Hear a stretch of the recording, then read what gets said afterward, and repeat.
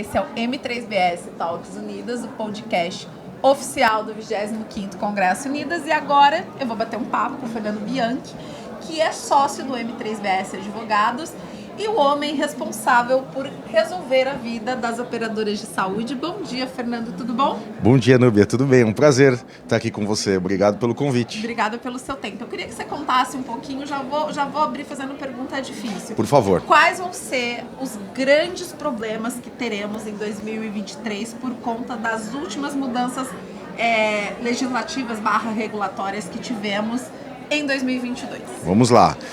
Primeiro, é importante a gente fazer uma reflexão de que, infelizmente, a competência técnica da ANS foi abalada, né? Foi abalada com uma invasão, inclusive, de outros poderes. O Legislativo e o Judiciário não poderiam, na minha opinião, atuar como eles atuaram, sobretudo numa matéria técnica, numa matéria que é de competência da ANS e que foi feita para isso mesmo.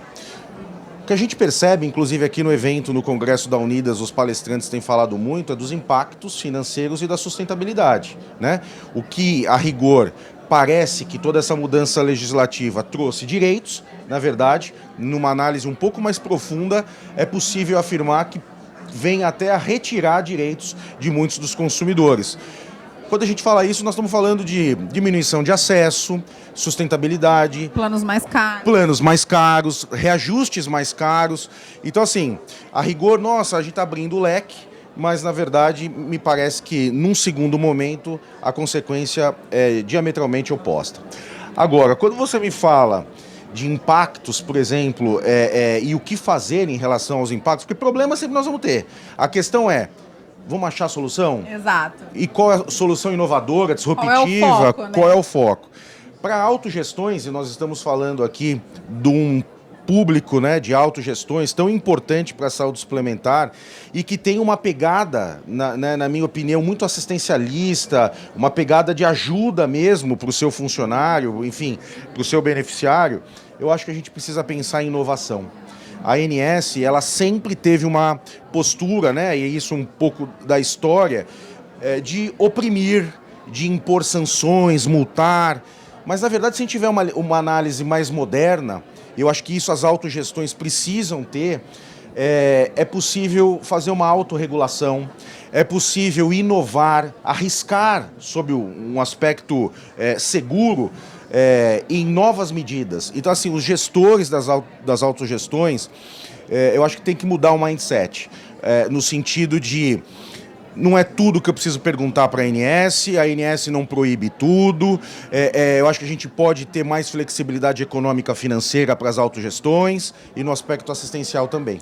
É até interessante, ontem eu estava entrevistando aqui o Renato Casarotti, ele estava falando muito sobre que um dos caminhos, aí obviamente ele não estava falando só de autossugestão, estava falando da saúde suplementar como um todo, mas que um dos caminhos é a gente pensar em produtos, a gente tentar melhorar a área de produtos, de ver o que é possível fazer para, sei lá, a gente ter um ajuste, por exemplo, no plano ambulatorial, como é que a gente retoma algumas questões que podem trazer mais vidas, que eu acho que esse é o grande desafio, né? Então eu queria que você contasse um pouquinho, olhando para o regulatório, você vê um cenário para a gente ter algumas flexibilizações em termos de ANS, ou você acha que assim, a gente tem que pensar, desenvolver e depois o regulatório vem atrás? O que fazer? Então, minha opinião pessoal, né? Você sempre me faz perguntas difíceis, né? A minha opinião pessoal é que sim, né? Quando a gente fala de autorregulação, na realidade é obter produtos novos.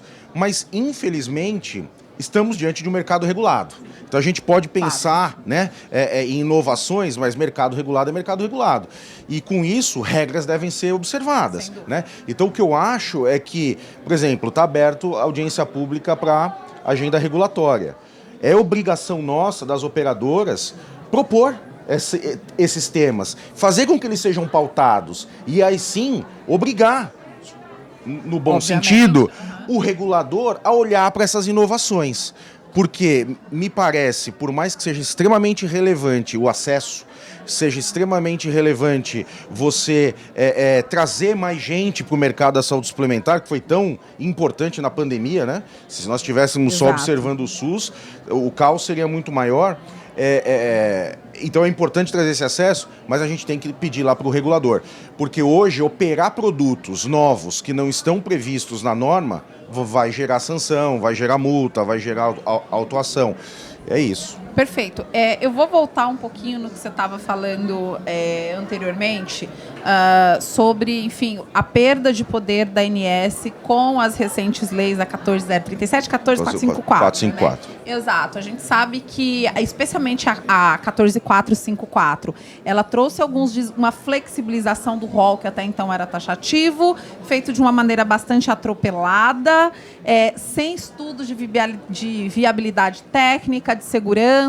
É uma lei que tem uma redação muito solta, que dá margem a muitas interpretações e que uma das leituras que se pode fazer é que se tirou da agência que tem a competência técnica para analisar incorporação de procedimentos e jogou isso para um judiciário que não necessariamente entende de saúde ou tem conhecimento técnico para isso. O que a gente pode esperar de 2023 em termos de judicialização, Fernando? Me parece que a judicialização ela vai explodir.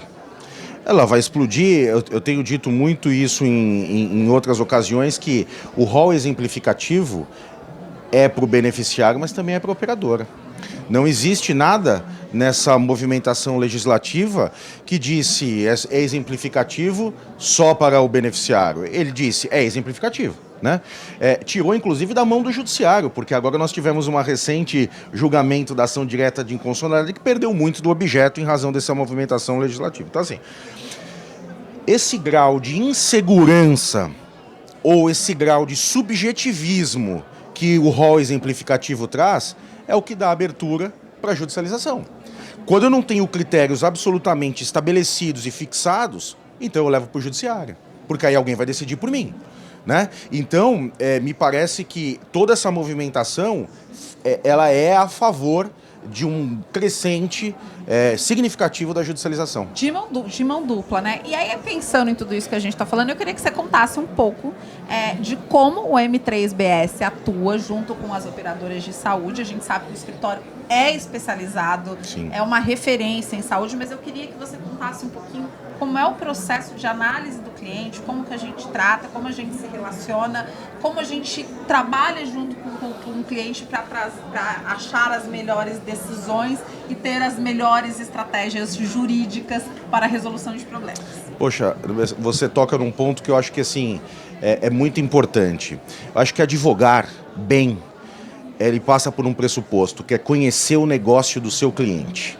Ou seja, é quase que obrigatório no escritório, que são todos advogados, todos vocacionados para a área da saúde, nós temos 77 advogados hoje, todos vocacionados para a área da saúde, que tenham um conhecimento sobre o negócio do cliente. Por isso que o nosso time está aqui, inclusive, não só os sócios, para entender como funciona.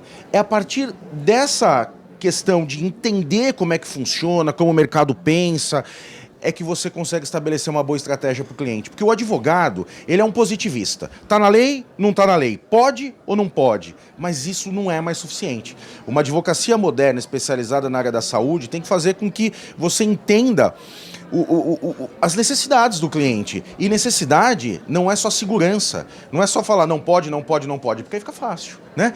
O empresário vem para buscar negócios e diz, e aí, meu jurídico, eu posso? Tem muitos jurídicos que, para não correr risco, diz, não posso. Não é a nossa característica. A gente tenta viabilizar negócios para os clientes, com segurança, com amparo legal, e hoje nós somos um full service na área da saúde. Então, desde a abertura de um plano de saúde até o seu encerramento e tudo que funciona na vida dele, hoje a gente consegue tocar em razão dessa visão.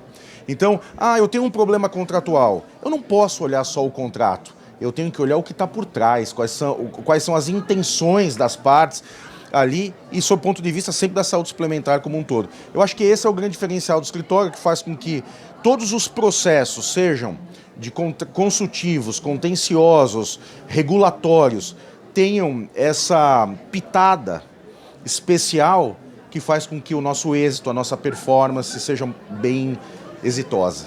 Perfeito, Fernando. Obrigada pelo seu tempo. Se você quiser fazer algum comentário adicional, fique à vontade. Obrigada pela aula que você deu aqui. Imagina, eu agradeço pela oportunidade. É um prazer estar aqui contribuindo um pouco com o ecossistema da saúde suplementar, que é a nossa missão. Obrigado. Perfeito. Obrigada. Eu conversei com o Fernando Bianchi, sócio do M3BS Advogados, aqui direto do 25º Congresso Unidas. Até o próximo vídeo.